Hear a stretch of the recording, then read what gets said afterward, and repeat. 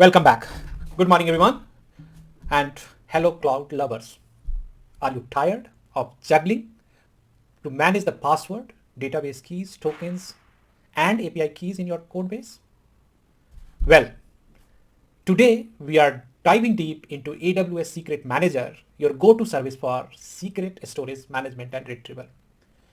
Whether you are a beginner or looking to become an expert, this video will give you the tools you need. Let's get started. First, let's cover the basics. AWS Secret Manager is a managed service that lets you store, retrieve, and manage secrets like database credentials, API keys, and other sensitive information. It's built to help you protect access to your application, service, and IT resources without having to hard code sensitive information in plain text. With AWS Secret Manager, you can rotate, manage, and retrieve secrets throughout their life cycle. So let's try to understand now how it works. So it has primarily three attributes: secret rotation, then fine-grained policies, and secure storage. Let's try to understand first the secret rotation. The secret manager automatically rotates secrets without disrupting your application. Okay, so that is the rotation, secret rotation. Another feature which I just talked earlier, that fine-grained policies. You can set up granular access control to secrets using IAM policies. So it is like double security. Okay, and then third attribute was secure storage. Secrets are encrypted using encryption keys that you control through AWS KMS. So this is the fundamental steps in which AWS Secret Manager working. Let me try to little more detail in next segment. Hi, good evening. Before starting today's video, let me revise what we did yesterday. So in my last session, if you remember, I had explained you three important points inside the AWS Secret Manager. And these three features of this is, one is secret rotation. So Secret Manager can automatically rotate secrets without disrupting your application. Another thing is fine-grained control. I mean, it is integrated with your IAM policies, and which is providing the fine-grained control in your credentials. And the third one is secret storage, where you need to do the encryption of your credential so that it should be most secure at rest also, right? At the storage level also. So by applying these three important things, Secret Manager is actually a full secure service provided to their customer, right? So in my today's agenda, I will give you a little demo on how you can create a credential on using the AWS Secret Manager. This is the first thing I will do today.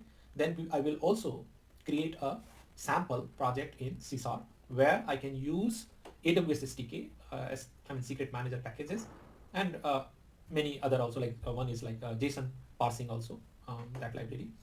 I think Newton library. So that package also, by using these few packages and C# application, I will demonstrate how to use your credential which is stored in AWS Secret Manager in your code, which will help you to demonstrate these end-to-end process, and which will help you to rectify, to avoid any such secret information from your code base uses, right? By using this AWS Secret Manager, you can avoid putting any sensible information inside the code, which is not the wisest decision at all. So being a good engineer, you have to always avoid such kind of sensitive information in your base code. Okay, so let's try to first go to your AWS Secret Manager service, and there let's demo how to create your own username and password or credential information inside this AWS Secret Manager. Let's go to the console service now first. Okay, so here is your console service. Now if you see this area which is I'm highlighting, it is called store a new secret. Just click on it. Now on this window you can see that there are different kind of secret type you can create. Like one is Amazon RDS secret credential, then Amazon document DB, like Redshift, and so on and so forth. So let's choose the simplest one, which is the key value pair. Why I'm doing it? Because usually in username password scenario, like where you want to put username and password in safe here, so in that case you have a key and you have a value, right? And from code you just pass the key, and from Secret Manager corresponding to that key you will get the response as a value, which you need to use further. Okay, that is what console, demo application I'm going to write.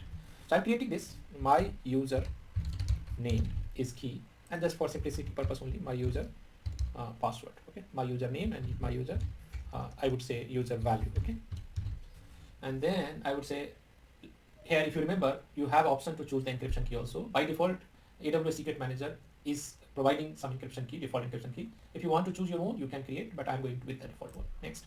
Now here you can see that you can put some comment here, but I'm just putting like this just to save my time and your time also. Then you go to the replicate secret nothing, you just go to next. After that, okay, so he's saying that secret name is already exist. My username is already exist. So let's say my username or 1. Okay, so let's do this one, my username 1. Okay, so I'm just creating it. Please remember that I have created my username 1. Okay, now here is the option. You can choose automatic rotation, which will do some kind of customization of a normal automatic rotation provided by AWS. But if you apply automatic rotation, then you have to provide the mechanism like handler also, how you want to handle this automatic rotation. So to make it simple, this video simple, I will not go in this side, but you can do, of course, like that. Even for rotation function, you can create your own lambda function also, right? Which is, if you can see here. Then go to next page. Now secret type or the type in this. So something is there. You can see that my username, secret name is created, description is this, and value now you can't see. And they have given some code, sample code also, how you can access. But for that, that is not required to me right now. We will go and see first how to write the sample code and how to use the, access my secret manager information in my sample code. So for that, if you see this sample, C# sample, you can copy this sample and use it. But for me, it is not required. So let's move on. All right. So here is your secret. Okay. How you can see that? Let's go back to secrets. You can see here that whatever the secret, my username you have created, right? This is there. So this secret is created now. So next step is to go back on your console application. Okay. Let's see where is your console application. So here is your console application. Let's try to first collapse all the details. Okay. So you see that I have created two methods. One method is main, which is default method. So before going to that main, let's understand another method, which is get secret SE. So everything which is related with AWS Secret Manager is this method doing. So inside that, let me open this. I can see that inside this method, the first thing I'm doing here is creating the Amazon Secret Manager client. So this is just a client application because we are using the SDK. SDK is providing some APIs. So for that access to that HTTPS and these things, we need to create this client. We are providing the information like which region you have to go and connect. So that region I have given. Other thing is like, since this system is able to access this because I already configured my credential to this system. So this system is already configured or equipped with those kind of permissions which is required to access or use this API. But if you are starting fresh, you have to first set up your CLI on that machine. So that is the additional part. I will explain how to set up. If you, please comment if you don't know how to set up your CLI. I will create some separate video for that. Here I am not going to in that direction because that may end up in some other way. So that's why I'm not going in that direction. So for now, you just assume that you have a system where CLI is properly configured, and then now you have created your client. Now how to call the API? For that, you need to create first the request, and that request is this one, get secret value request, and in that I am passing my secret name. Now you can ask me, what is this secret name? Actually, the secret name is that user ID, username, my username 1, and where I have defined this, how I can get this secret name. So if you look at the secret name, I have passed from here, and here before, if you look at this secret value, this secret name is fetched from the configuration files. Okay, so let me open the configuration file. You can see that here you need to build this my username 1 because this is the username in Secret Manager, AWS Secret Manager. If you remember, I have created this username, right? My username 1. So I'm just assigning this value, going back again, and I'm going back. Yeah. So here I have created that request. Okay. Now go to this API. This API is the actual API which will actually fetch the value from AWS Secret Manager. And that response I'm getting here, I'm checking that it is not null. If it is not null, then I have to get the secret string from my response. Now here, one caveat is this response is the complete, like username and password. Okay, so to parse that value, because I only need the password part, right? Username I already I don't care, or if I require, I have to separate out the username and password. But for this demo, my focus is mainly how to get that credential, right? I mean password. So that's why I just focused on that part. And for that, I just created a JSON object from this secret string, and then I parse it and get the value, secret value, which is the actually my user password or my user value, something like that I have created. Let me see the answer, I mean in output now. So this is that, and then rest all are just error handling like try and catch and so on and so forth. Okay, so let's run this sample now. All right, so it is still progressing, and okay, something is error. What is that? Let me check. Okay, another process being used. Okay, so is there something running? And why it is this? I don't know. Okay, anyway, so let's try to another clean and build. Okay, so let's run again. I think it is working fine. Yeah, so if you see here now, you have got the my user value. Okay, so this is what we have registered in my AWS Secret Manager. If you remember, I have put for simplicity my user key and my user key and my user value. These are the username and password. Username is my user key and password is my user value. So that's it. By that way, you can use the AWS Secret Manager. This is one example. There are 4 or 5 types of credential, but almost every credential have the same logic. Nothing will change, even if you go for any other like database secret key and XYZ. So I hope this is very fundamental demonstration for you. But by that way, you can able to access or use your AWS Secret Manager in your code. I hope it may serve you little purpose. So if so, please like, comment, and subscribe this channel for such kind of content in future also. Thank you. Thanks a lot. Bye. Take care. Good night. See you soon. And why it is this?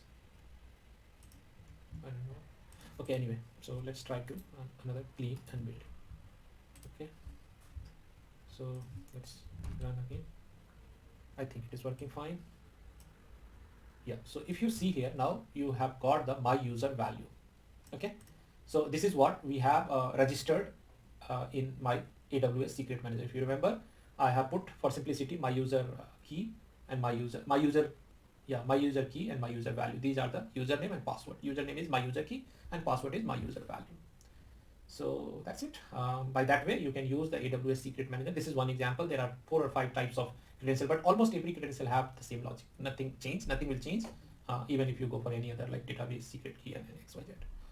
So I hope this is very fundamental demonstration for you. But by that way, you can able to access or use your AWS Secret Manager in your code. I hope it may serve you little purpose. So if so, please like, comment, and subscribe this channel for such kind of content in future also. Thank you. Thanks a lot. Bye. Take care. Good night. See you soon. Thank you. Thank you for completing this video. And I hope that you definitely have learned something which will help you in your system design interview. Hope to see you in next video with new concept and skills needed for the system design interview. By then, keep learning, keep improving, and keep sharing your knowledge.